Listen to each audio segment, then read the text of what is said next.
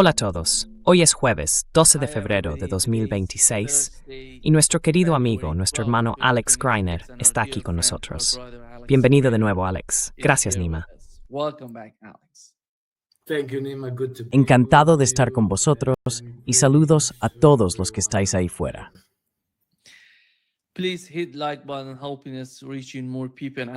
Por favor, dale al botón de me gusta para que llegue a más gente. Y sigue. Puedes seguir a Alex en su Substack en trendcompass.substack.com. Alex, déjame empezar por lo que ha ocurrido en Estados Unidos. La reunión de casi 3 horas entre Donald Trump y Benjamin Netanyahu. ¿Cuáles eran los objetivos de esa reunión? Por lo que hemos oído, tanto en los medios tradicionales como en los alternativos, Benjamin Netanyahu quiere limitar el programa de misiles de Irán. Ya no se trata solo del programa nuclear iraní, sino también de los misiles balísticos, junto con el apoyo de Irán a los hutíes, Hezbollah y Hamas.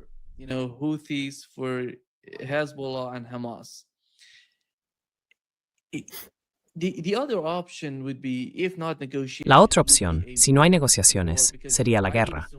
Guerra, porque supongo que Israel no está dispuesto, en mi opinión, a iniciar otra guerra contra Irán sin Estados Unidos. Por eso están haciendo todo lo posible para empujar a Estados Unidos a una guerra con Irán. Entonces, Israel se mantendría al margen del conflicto, sin sufrir demasiado por la guerra entre ambas partes. Ayer, o anteayer, el ministro de Asuntos Exteriores iraní concedió una entrevista a Russia Today, en la que describió la situación actual y cómo reaccionaría Irán ante cualquier tipo de agresión por parte de Estados Unidos o de Israel.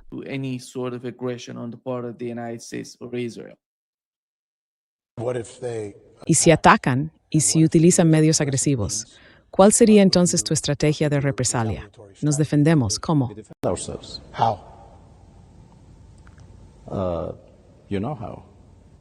Ya sabes cómo.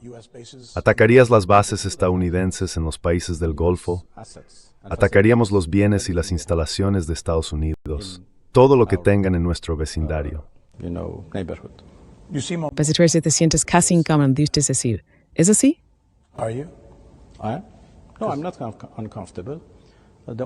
Lo soy. No me siento incómodo. El único punto es que no quiero decir algo que no quiero que ocurra. Por supuesto, soy un hombre de diplomacia, un hombre de diálogo, un hombre de negociación. Todo el mundo me conoce. Lo he hecho en el pasado y puedo hacerlo de nuevo. No soy un hombre de guerra, por supuesto. Yo mismo soy un veterano de guerra. Mi país y nuestras fuerzas armadas están plenamente preparadas para cualquier eventualidad, pero mi preferencia es la diplomacia. Sí.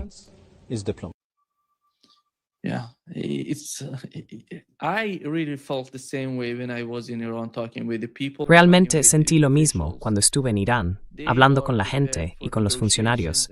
Están preparados tanto para las negociaciones como para la guerra. ¿Cuál es tu comprensión de lo que ha ocurrido en Washington y cómo va a influir eso en la administración Trump y en las decisiones que van a tomar? Porque parece que ayer supimos que están enviando un nuevo portaaviones a la región, el segundo. ¿Qué está pasando, en tu opinión?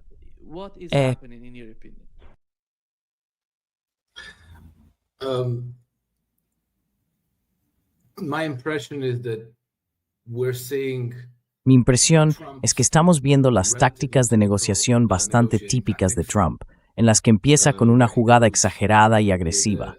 Pero mi impresión muy firme es que quiere hacer todo lo posible para evitar la guerra. Creo que a estas alturas es bastante evidente que no quiere ir a la guerra contra Irán, pero hay una enorme presión sobre él para que lo haga. Esa presión proviene del lado israelí, pero debemos recordar, ¿qué es Israel? Es una nación pequeña en el Mediterráneo Oriental.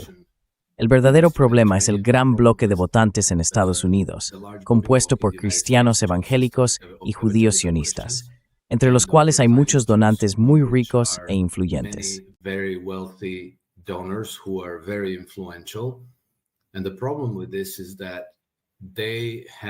Y el problema con esto es que ellos tienen un control más completo del Congreso de los Estados Unidos que el propio Trump.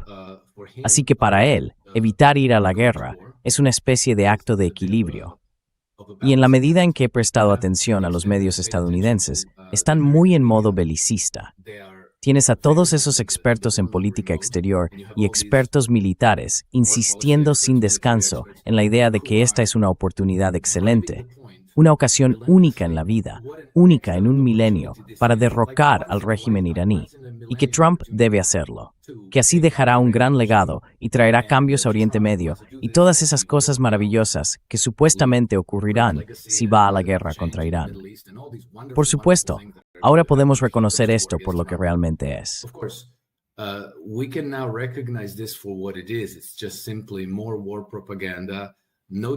Es solo más propaganda bélica, no diferente de cuando fueron a la guerra contra Afganistán, Irak, Libia, Siria y así sucesivamente. Siempre hay un grupo de personas que quieren la guerra, los banqueros, el complejo militar industrial. Y luego ya sabes, en el caso de Irán, también están todos esos fervientes partidarios de Israel entre los cristianos evangélicos y los judíos sionistas. Hasta ahora, Trump ha estado resistiéndose a esto. Y sabemos algo al respecto porque, por Araghchi y algunos miembros del Parlamento iraní, sabemos que las negociaciones entre Irán y Estados Unidos continúan y que la relación entre Araghchi y Witkoff es buena, positiva y cooperativa. No necesariamente nos cuentan todo de lo que hablaron.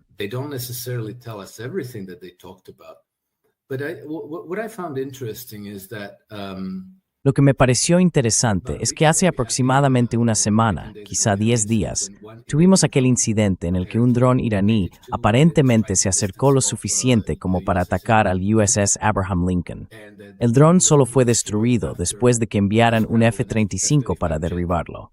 Toda la historia me resultó muy extraña, casi como si la hubieran inventado. Creo que la intención era transmitir al público que los activos navales estadounidenses en el Mar Arábigo son muy vulnerables frente a los recursos militares iraníes, que podrían ser hundidos. Era una forma de que la administración Trump dijera, podemos ir a la guerra contra Irán, pero podríamos perder un portaaviones, y esos son 6,000 marineros yéndose al fondo del mar. ¿De verdad queremos hacer eso? So do we really want to do that? However wonderful you think this opportunity. Por muy maravillosa que te parezca esta oportunidad, tenemos mucho que perder. Y es cierto, y por eso Trump no quiere ir a la guerra, porque sería un suicidio absoluto. Ya sabes, pueden seguir repitiendo esos eslóganes sobre ser la mayor fuerza de combate que haya existido jamás en la historia de la galaxia de la Vía Láctea y todo eso. Pero ya sabes, pasaron 20 años intentando someter a los talibanes en Afganistán y no pudieron. Y pasaron más de 10 años a través del intermediario saudí y directamente intentando someter a Ansar Allah en Yemen y tampoco pudieron.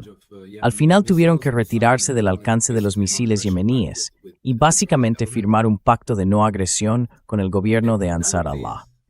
Y ni los talibanes ni Ansar Allah se acercan siquiera a lo que los iraníes pueden hacer.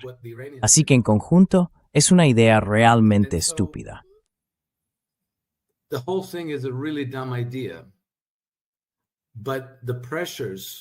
Pero las presiones que recaen sobre Trump son reales. ¿Y cómo se afrontan esas presiones? Mi impresión ahora es que el público estadounidense está simplemente harto de Israel. Todavía hay muchos partidarios en Estados Unidos que ven este periodo de la historia como un rapto, como tiempos bíblicos, y el hecho de que Israel esté cometiendo un genocidio en Gaza no les importa. Piensan que todo esto forma parte del fin de los tiempos. Así que es lo que hay. Pero, en general, creo que el sentimiento contra Israel es tal que si Trump simplemente empujara a Benjamin Netanyahu bajo el autobús y a Israel con él, ganaría por un margen abrumador en 2026 en las elecciones legislativas de noviembre de este año.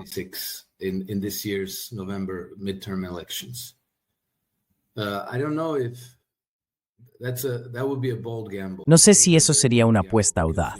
Sería una apuesta muy audaz porque, ya sabes, los medios siguen estando en tu contra. Los donantes seguirán estando en tu contra. Las grandes tecnológicas, personas como Larry Ellison y todos esos otros, estarán en tu contra. Pero la gente común estará contigo. Y creo que ahora, con la publicación de los archivos de Epstein, y todo esto está muy estrechamente relacionado con Israel, con multimillonarios israelíes, la gente ya tiene suficiente. Y creo que esta ola no deja de crecer, porque todavía hay mucha gente que no obtiene sus noticias de las redes sociales. Las obtiene de los medios tradicionales.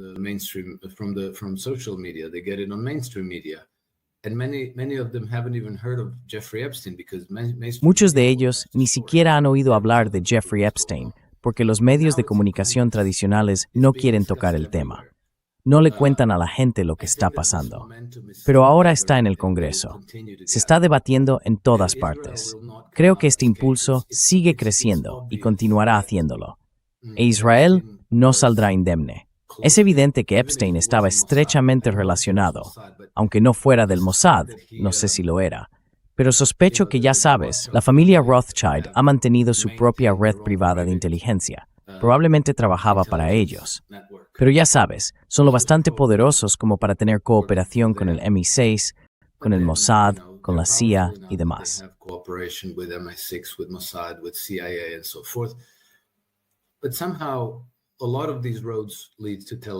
Pero de algún modo, muchos de esos caminos llevan a Tel Aviv. Y cuanto más se desentraña la historia, más evidente se vuelve, ¿verdad? Así que creo que, si decides apaciguar a tus donantes y a esos evangélicos cristianos, eso es una apuesta. Pero si decides decir, vale, quiero la paz, quiero que continúen las negociaciones con Irán, quiero llegar a un acuerdo constructivo con ellos, y no voy a animar a Israel a ir a la guerra, y si lo hacen, estarán por su cuenta, creo que esa sería políticamente la opción ganadora en este momento. Y con el tiempo, solo se está avanzando más en esa dirección. It's only moving farther in that direction. And I think maybe this is why, Benjamin Netanyahu panicked. Y creo que quizá por eso Benjamin Netanyahu entró en pánico, porque se suponía que debía reunirse con Trump el 18 de febrero, pero adelantó la cita una semana, así que fue a reunirse con él ayer. Creo que eso es una señal de debilidad por parte de Israel y de Benjamin Netanyahu, y creo que la posición de Trump está ganando credibilidad. Ahora bien, no podemos... sí, otra cosa que supimos por uno de los diputados iraníes es que en las negociaciones con Irán, los estadounidenses estaban buscando una especie de salida que les permitiera salvar la cara. Decían algo así como, bueno, si pudiéramos bombardear 2 o 3 lugares en Irán y luego vosotros respondéis bombardeando 1 o 2 de los nuestros, entonces podríamos arreglar el resto.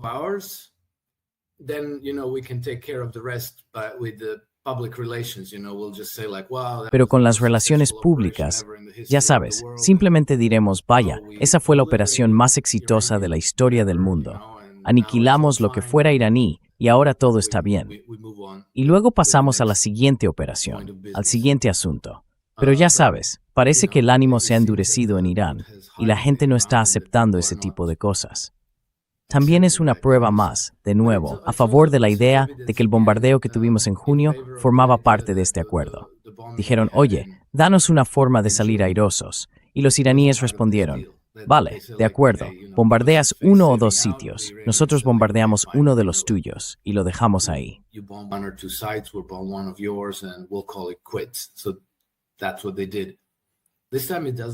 Así que eso fue lo que hicieron. Esta vez no parece que los iraníes vayan a aceptarlo, así que Trump tiene que elegir. Pero la elección se está volviendo muy clara, porque incluso en la región el ánimo contra Israel se está polarizando.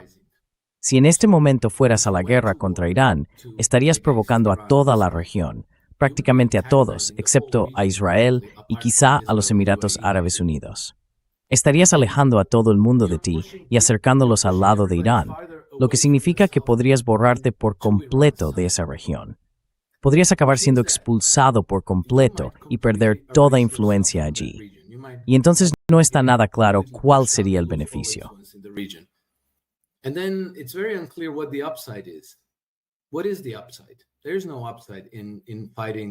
¿Cuál es el beneficio?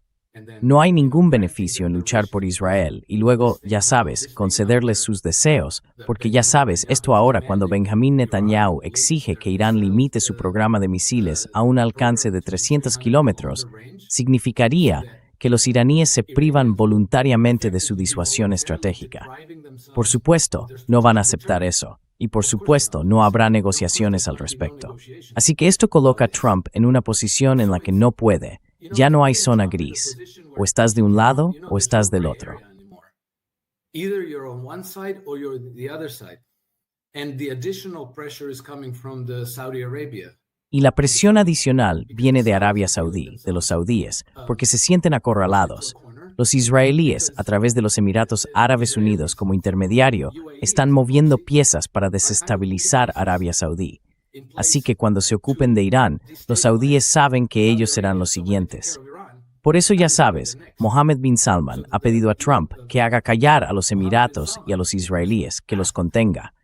Y Trump va a tener que elegir bando. O estás con Israel y los Emiratos Árabes Unidos, las dos partes, las fuerzas diminutas de esa región, o estás con todos los demás, lo que significa llevarse bien con Irán, llevarse bien con los saudíes, con Irak, desempeñar un papel constructivo en Siria y desempeñar un papel constructivo en Líbano y con Turquía.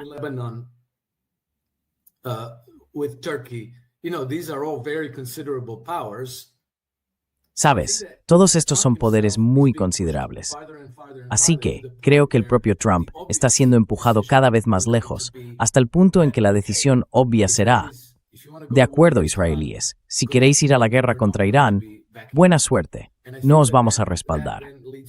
Y creo que eso lleva a una cierta polarización en Estados Unidos, porque todas esas fuerzas pro-sionistas se van a enfurecer.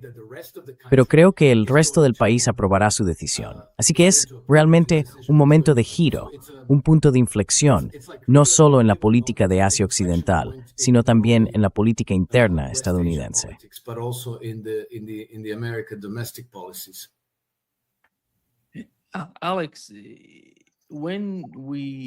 Alex, cuando observamos a los medios, sobre todo a aquellos que intentan situarse del lado de los israelíes que están del lado de Israel, y a la gente en Occidente que quiere apoyar a Israel, básicamente se percibe una especie de pánico en Israel a causa de las negociaciones.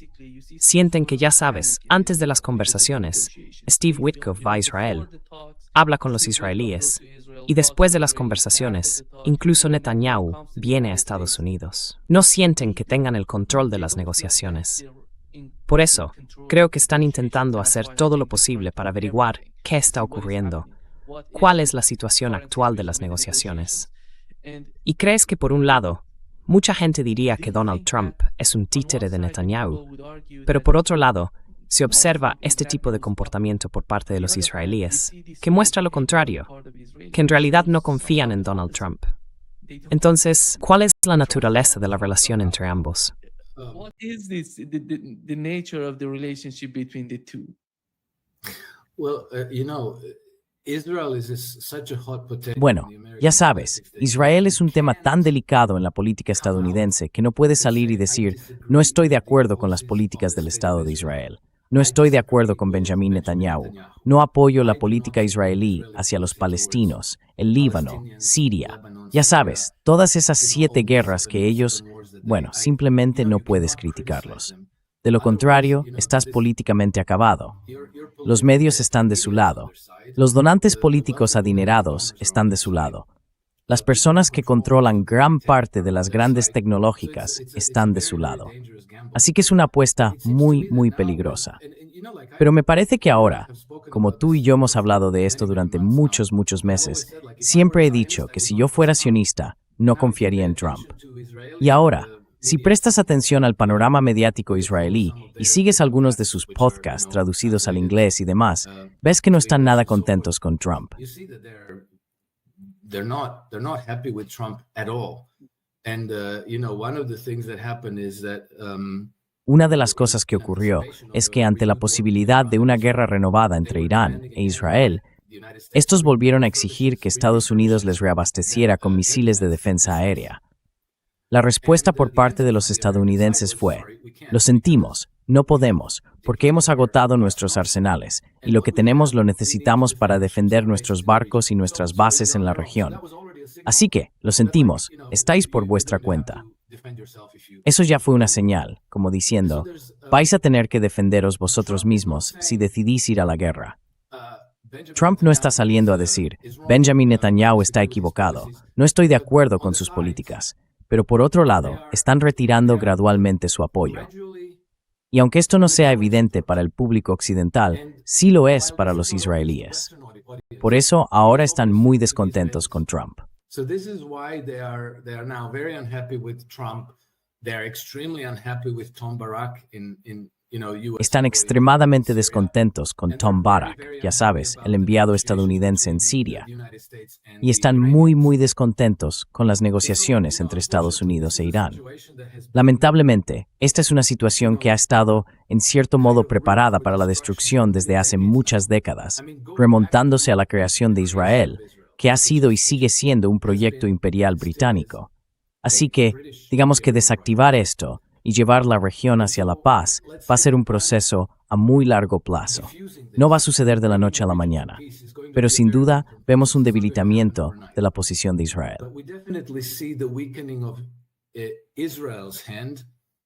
And if Trump manages to avoid going Y si Trump consigue evitar ir a la guerra del lado de Israel ahora, entonces creo que estamos llegando a un punto en el que Israel empieza simplemente a marchitarse. Y como acabaron con la solución de los dos estados, tendrán que aceptar la solución de un solo estado. No habrá otra opción. El único peligro es, por supuesto, que los israelíes recurran a una opción Sansón. Podrían decidir algo así como, de acuerdo, estamos solos, lo que significaría que lanzan su arsenal nuclear contra Irán, o quizá contra Irán, Damasco, Riad y otros lugares. Y creo que este es un peligro real, porque obviamente si estas personas son capaces de cometer un genocidio, ¿cuál es la línea que no cruzarían? No creo que haya una línea que no cruzarían.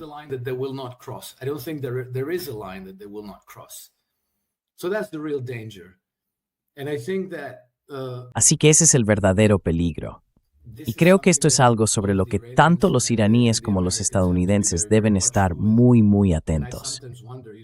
A veces me pregunto, ya sabes, ¿por qué hace varios meses supimos que de repente los iraníes se encontraron en posesión de toda la información de inteligencia sobre el programa nuclear de Israel, sus operaciones, sitios de lanzamiento y todas esas cosas?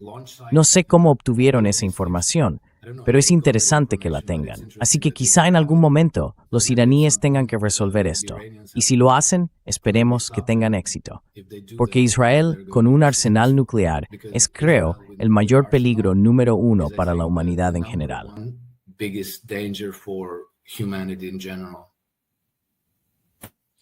I think you've mentioned Tom Barrack, which we know he's a... Creo que mencionaste a Tom Barrack, y sabemos que es sionista, pero también ama a Estados Unidos. Por eso creo que su posición sobre Israel es un poco complicada. Dijo que Israel debe entender la realidad de la región, porque Estados Unidos no puede ir en contra de más de 1.000 millones de musulmanes solo por Israel, por 8 millones de personas en Israel. Y ese es el problema al que se enfrenta Estados Unidos. No se trata solo de Irán, Alex. Se trata de toda Asia Occidental, de todos esos países, ya sabes, como Arabia Saudí, Qatar y Turquía.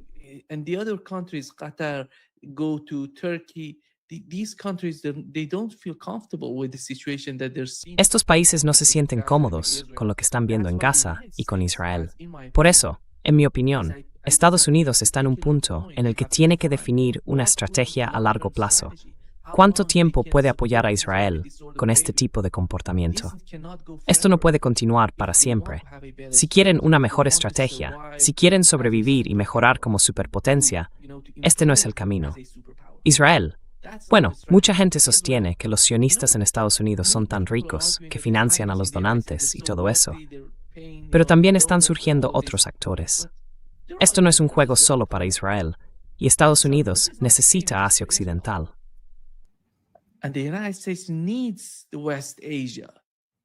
Sí. Es el... Sí, exactamente. Tienes toda la razón, Nima, porque cuando hablamos de Asia Occidental, estamos hablando de varias potencias importantes, todas ellas actualmente en relaciones efectivamente hostiles con Israel. Hablamos de Egipto, Irán, Irak, Turquía, Arabia Saudí, incluso Pakistán. Recuerda que hace unos meses, los israelíes decían, una vez que terminemos con Irán, nos ocuparemos también de Pakistán. Así que estamos hablando de cientos de millones de personas, grandes potencias, militar, económica y en recursos, todas frente a un pequeño país que solo genera gastos. over one little country that is only costing money. And it's a massive infinite money pit, just like Y es un pozo de dinero masivo e infinito, igual que cuando Estados Unidos envía miles de millones y más miles de millones en dinero, armas y otros recursos para apoyar a ese pequeño país que no deja de buscar peleas con todo el mundo. Estados Unidos siempre acaba pagando el precio. Si Israel inicia un conflicto, Estados Unidos tiene que intervenir y terminarlo. Así que no es de extrañar que en 2012 se realizara una revisión importante de las relaciones entre Estados Unidos e Israel, y que las 16 agencias de inteligencia de aquel momento llegaran a la conclusión unánime de que los intereses del Estado de Israel son contrarios a los intereses de Estados Unidos. are adversarial to the interests of the United States. And people in power understand this. But the problem is still Y las personas en el poder lo entienden. Pero el problema sigue siendo que, ya sabes, el clima político en Estados Unidos es tal que hay que ser pro-israelí. Me pareció muy extraño cuando la administración Trump llegó al poder. Prácticamente una de las primeras cosas que hicieron fue declarar su devoción inquebrantable al Estado de Israel. Todo el mundo, prácticamente, ya sabes, John F. Kennedy Jr. Espera, RFK Jr., lo cual me pareció realmente extraño. Tulsi Gabbard, lo cual también me pareció extraño. Kash Patel, vale, ese es el único del que realmente creo que, ya sabes, para él Israel es lo primero. that, for him, Israel is number one. Everybody declared their, Sí, todo el mundo declaraba que, ya sabes, algo así como Israel es lo más importante del mundo. Me pareció muy extraño. Ya sabes, como que vosotros estáis un poco, ¿cómo se dice?, exagerando. Ya sabes, como cuando exageras algo tanto que parece que estás encubriendo otra cosa, que quizá tienes una agenda diferente. Así que me pareció raro. Pero ya sabes, eso solo refleja el clima político en Estados Unidos. Si no eres sionista, estás políticamente muerto. Ya sabes, en el Reino Unido hay un clima similar. Y fue suficiente cuando los blairistas quisieron deshacerse de Jeremy Corbyn con decir, oh, mira, es antisemita, y su carrera política se acabó. Así que creo que, ya sabes, las señales son claras. Creo que Israel va a tener que hacer las paces con sus vecinos o dejará de existir.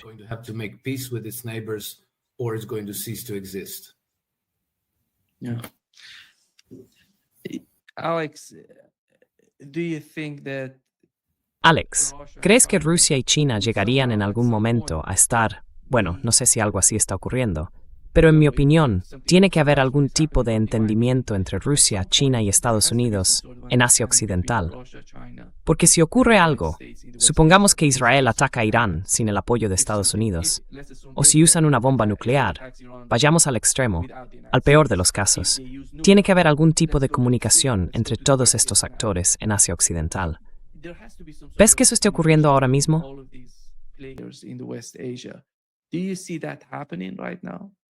I'm convinced that there is. Estoy convencido de que existe al menos algún tipo de marco o entendimiento. Y creo que Rusia, China, Irán y al menos una parte de la administración Trump están en la misma línea. Quiero decir, creo que por eso Trump ha estado evitando desesperadamente ir a la guerra con Irán, porque la presión sobre él para iniciar esa guerra es tan fuerte como nunca lo ha sido. Y no es la primera vez, es la tercera. Creo que no solo está en el interés de Israel, sino también en el interés de sus enemigos políticos en casa, porque saben que no hay posibilidad de que eso no salga mal. Sería una misión suicida. Así que, si pudieran presionar a Trump, si de algún modo pudieran coaccionarle para que fuera a la guerra contra Irán, bueno, no solo ayudarían a Israel, y quién sabe, quizás si tuvieran suerte incluso podrían lograr orquestar un cambio de régimen en Irán, pero sería suicida para él políticamente.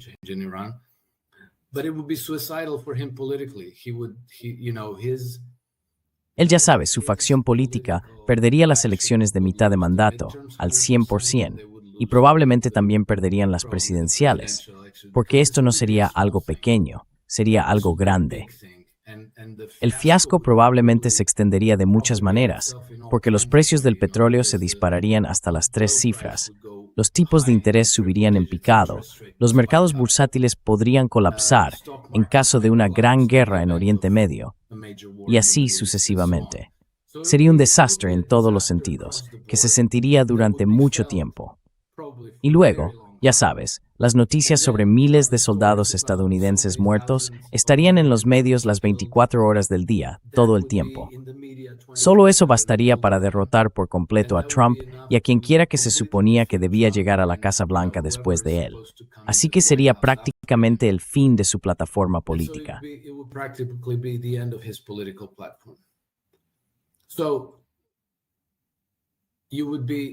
Así que sería, ya sabes, si eres un enemigo de Trump, matar 2 moscas de un golpe. Esta presión va a continuar, y viene a través de los medios, de los think tanks, del pantano y del Estado profundo.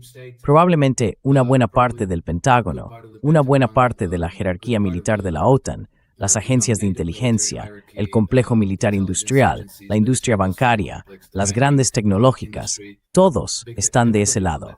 Todo el mundo querría que esta guerra empezara. Y Trump, ya sabe, su base de apoyo y respaldo, pero sigue siendo un acto de equilibrio muy complicado.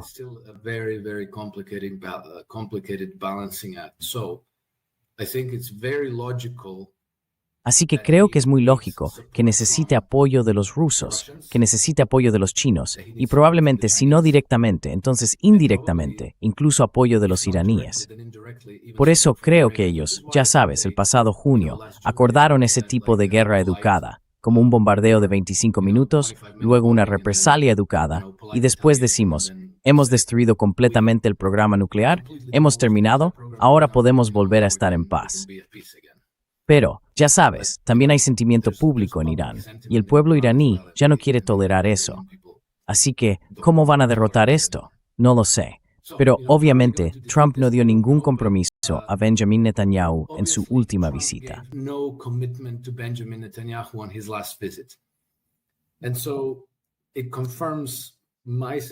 Y así se confirma mi sospecha de que Trump absolutamente no quiere ir a la guerra. Ahora bien, si será capaz de perseverar o no, no lo sabemos. Pero creo que entre la gente de Trump, los rusos, los chinos y las fuerzas pacifistas que apoyan a Trump en esto, con suerte encontrarán la manera de mantenerse firmes. La siguiente pregunta es, ¿qué pasa con Israel? Porque cuanto más se complique la situación de Israel, mayor será la presión para que Trump acuda en su ayuda. Así que creo que es imposible predecir el resultado final de todo esto, pero esperemos y recemos para que puedan mantenerse en el rumbo actual.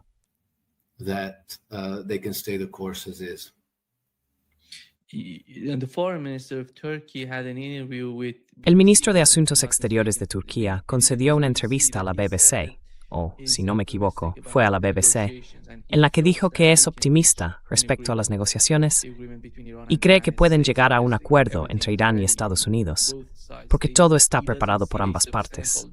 No ve una diferencia sustancial entre los dos bandos. ¿Sabes qué es lo más sorprendente de Turquía? Hay mucha preocupación allí por la situación en Siria. Nu maus hangwe flixu en hins goangth.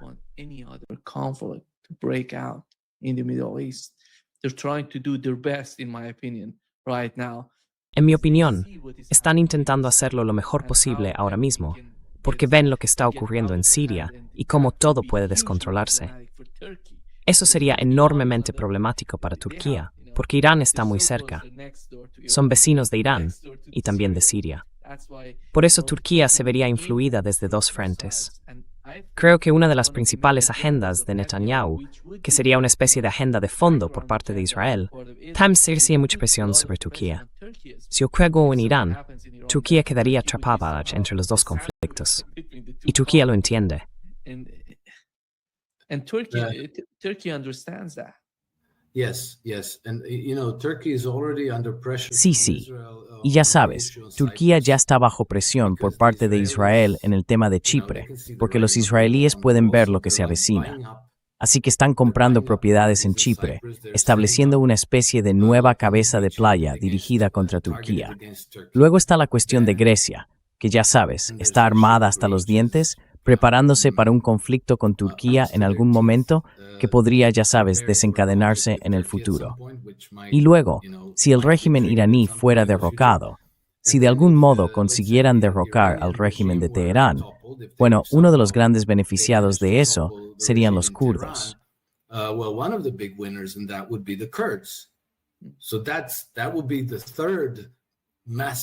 Así que ese sería el tercer gran problema para Turquía, ya sabes, porque podrían verse desestabilizados desde tres frentes: Chipre y Grecia.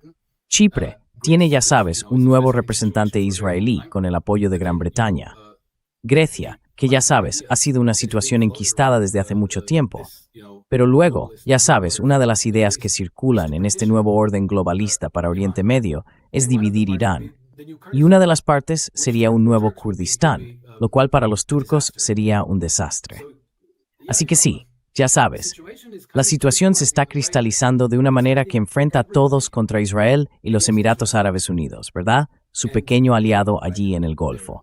Y todos juntos tienen interés en contener a Israel.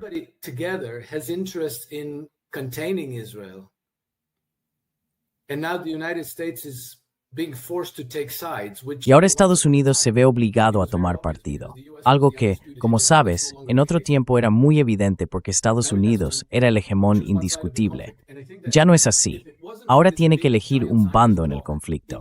Y creo que, si no fuera por ese gran y poderoso bloque sionista en Estados Unidos, además de todos los donantes judíos, sería una elección fácil, facilísima.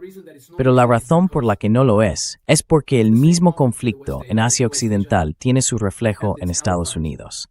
Y ahora, dado que Trump se acerca a las elecciones de mitad de mandato, que determinarán si tiene o no el control del Congreso, es como si casi todo dependiera de este momento. Todo.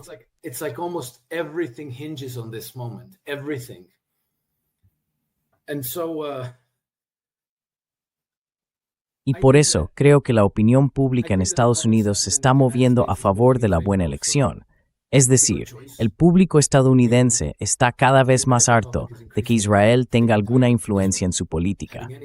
Y creo que con el tiempo, ese segmento de la población estadounidense está creciendo cada vez más y su sentimiento se está fortaleciendo. Porque ya sabes, antes las personas críticas con Israel no eran realmente tan apasionadas, mientras que los partidarios de Israel eran personas muy apasionadas y muy decididas.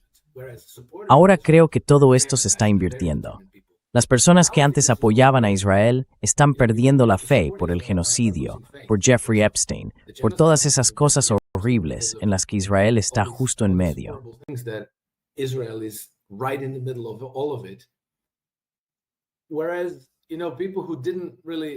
Mientras que las personas que antes no tenían convicciones muy firmes, ahora están viendo el genocidio, están viendo lo de Jeffrey Epstein y lo entrelazado que está Israel.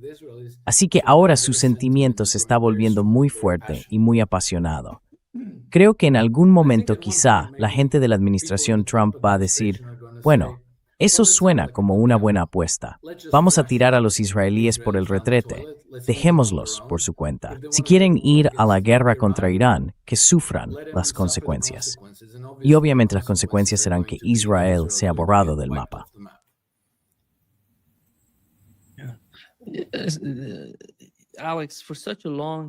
Alex, durante mucho tiempo, el proyecto en Asia Occidental consistía en separar a los países entre sí, en crear divisiones, diferencias entre chiíes y suníes. ¿Sabes qué me parece asombroso? Ir a Irán y ver lo que está ocurriendo dentro de Irán, entre la gente común. Esas divisiones ya no existen. Ahora se percibe una especie de entendimiento. A causa de Gaza, creo que la situación en Gaza y Palestina lo ha cambiado todo. El comportamiento de Israel, desde que comenzó el conflicto el 7 de octubre, desde que empezó la escalada, ha cambiado la mentalidad de todos los países de Asia Occidental.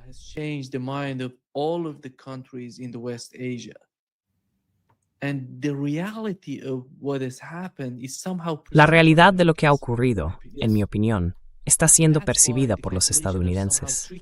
Por eso los cálculos son complicados. El miedo que sienten los israelíes es comprensible porque saben lo que está ocurriendo en Estados Unidos y en Asia Occidental. Se ven de algún modo solos en toda la ecuación. Mencionaste el único país que, bueno, en mi opinión, en realidad no es un país. Los Emiratos Árabes Unidos son básicamente un títere de Israel en Asia Occidental. Los demás países están muy lejos de Israel, no sienten ningún tipo de cercanía hacia él. Sí.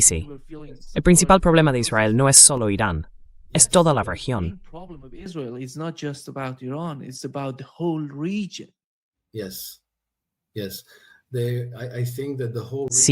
Sí. Creo que toda la región se está alejando cada vez más del proyecto sionista. Bueno, nunca estuvieron particularmente contentos con él, pero se les podía incentivar para que colaboraran. Ya sabes, del mismo modo que se incentivó a los Emiratos Árabes Unidos, vamos a hacer negocios, intercambiar tecnologías, obtendrás crédito y todo eso. Así que pensaron, de acuerdo, aguantaremos, haremos negocios y llegaremos a un compromiso. Casi todo el mundo estaba dispuesto a hacerlo, pero ahora todos se están distanciando de Israel.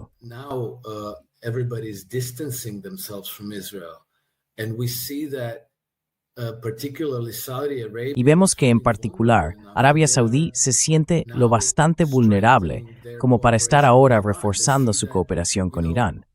Consideran que Irán es una fuerza real y permanente, mientras que los israelíes pueden hacerte hoy gestos amistosos porque quieren tenerte de su lado. Pero en cuanto sientan que han resuelto otros problemas, como Siria e Irán, se volverán contra ti, porque se vuelven contra todo el mundo. La percepción israelí de la paz consiste en destruir a los demás y rodearse de un caos total. Es la vieja lógica imperial. Crean la desolación y la llaman paz. Eso es lo que está haciendo Israel. Y se está volviendo muy evidente, no solo para los gobernantes de esos otros países, sino también para la gente común.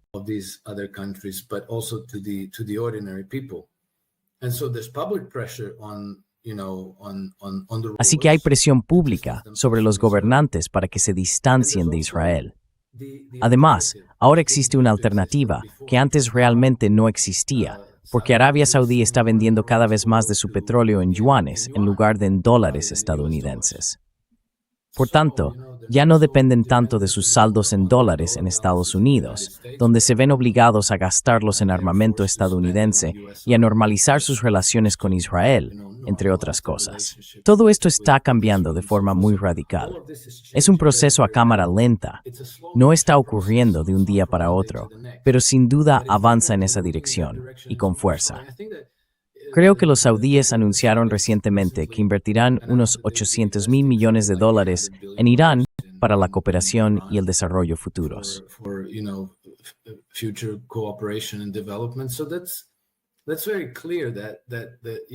Así que está muy claro que los tiempos están cambiando. Y creo que la gente en la administración Trump, incluido Trump, no puede dejar de verlo. Ese es el futuro. Ese tren va en esa dirección. No puedes detenerlo. No puedes revertirlo. Entonces, ¿qué quieres hacer? ¿Quieres destruirte luchando la guerra de Israel? ¿O quieres subirte a ese tren y cooperar con esos países tan grandes, con grandes poblaciones y recursos? Todo tipo de acuerdos, todo tipo de desarrollos son posibles. Así que esa es la elección. ¿Quieres prosperar con los demás y hacer la paz? ¿O quieres ir a la guerra para apoyar a ese, ya sabes, pequeño parásito patógeno en Asia Occidental sin ningún beneficio para ti? Ningún beneficio, solo desventajas. No benefit, only downside. Sí. Alex, el ministro de Asuntos Exteriores de Irán, fue preguntado sobre la importancia de Europa para los iraníes. Dijo que los lazos que tenemos con Afganistán son mayores que los que tenemos con toda Europa. Es increíble. Cuando lo oí, dije, ¿es real? ¿No está ocurriendo nada entre Irán y Europa? ¿Es menos que lo que ocurre entre Irán y Afganistán? Verás, Irán ha decidido, su política exterior ha decidido, reconocer oficialmente al gobierno talibán en Afganistán. Lo mismo que hizo Rusia. Creo que Irán está llegando a ese entendimiento. Pero como ves, Europa de algún modo está perdiendo todos los puntos clave. ¿Qué es Europa hoy? ¿Quién es? No lo sé. Predices, ves que se avecina un cambio profundo en Europa, porque Starmer creo que va a dimitir, no va a estar en su puesto mucho tiempo. Ves a Merz, el mismo caso, Macron. ¿Qué hay de los cambios en Europa y cuánto cambio crees que llegará a Europa?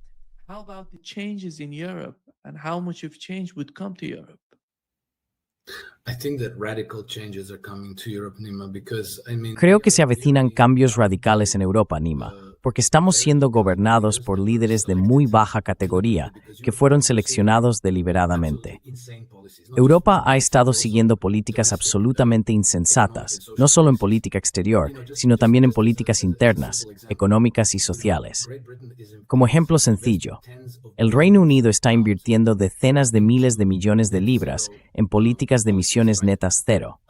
Entre ellas, están cubriendo el campo, las tierras agrícolas más fértiles, con paneles solares. Al mismo tiempo, están invirtiendo en atenuar la luz solar, ya sabes, tecnologías para rociar el cielo y así reducir la penetración de la luz solar en la superficie del país. Así que uno tiene que preguntarse, esto es completamente absurdo. Y si tienes un nivel de inteligencia al menos medio, dirías, un momento, gente, eso no tiene ningún sentido. Average level, you would say like, wait a minute, people, that doesn't make any sense. You know, like we're going to rely on solar power, but at the same time, Sabes, es como que vamos a depender de la energía solar, pero al mismo tiempo vamos a oscurecer el sol. Entonces dirías, no creo que sea una buena idea. Bueno, pues las personas que realmente tienen el poder en el país dirán, lo siento, estás sobrecualificado para este trabajo, estás fuera. Necesitamos a alguien que no vea ningún problema con eso y que siga invirtiendo decenas de miles de millones de dólares en todos estos planes disparatados. Y como resultado, obtienes a personas como Keir Starmer, a personas como Kaja Kallas, como Ursula von der Leyen, y así sucesivamente. Esto lleva ocurriendo desde hace muchísimo tiempo. Ha habido una selección negativa, en la que las únicas personas que podían mantenerse en posiciones de poder eran probablemente las menos cualificadas para dirigir una nación.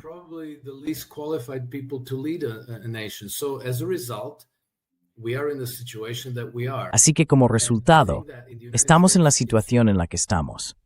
Y creo que en Estados Unidos no solo se da por hecho que todos esos gobiernos tienen que caer, sino que además Estados Unidos va a ayudar a empujarlos al borde del abismo.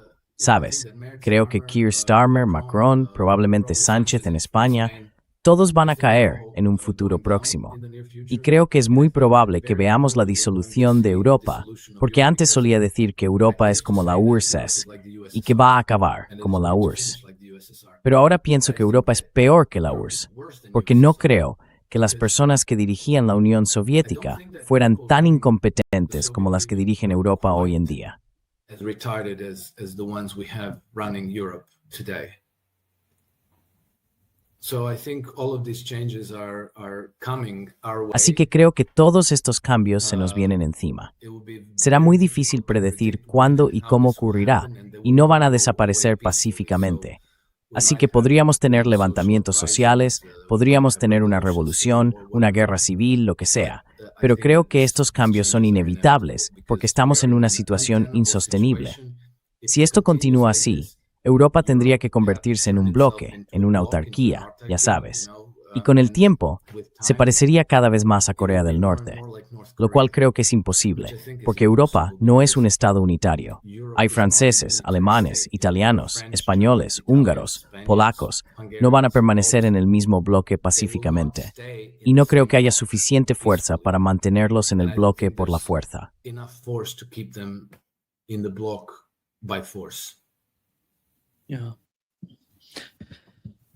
Sí, y antes de terminar, conviene mencionar lo que está ocurriendo en Europa. Los líderes están quedando al descubierto por la administración Trump, en mi opinión. Si Kamala Harris estuviera en el poder en Estados Unidos, estarían en una posición mucho mejor de la que tienen hoy.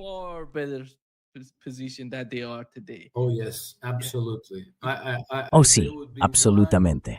Serían una familia feliz juntos, un club feliz juntos. Y creo que si Kamala Harris se convirtiera en presidenta en 2024, Estados Unidos se parecería ahora al Reino Unido. Ya sabes, gente arrestada por llevar la camiseta equivocada, por publicaciones en redes sociales o por rezar en la calle. Sí. Muchas gracias, Alex. Un gran placer, como siempre. Siempre es un placer, Nima. Gracias por invitarme y hasta la próxima. Nos vemos pronto. Adiós. Take care. Cuisa tú también.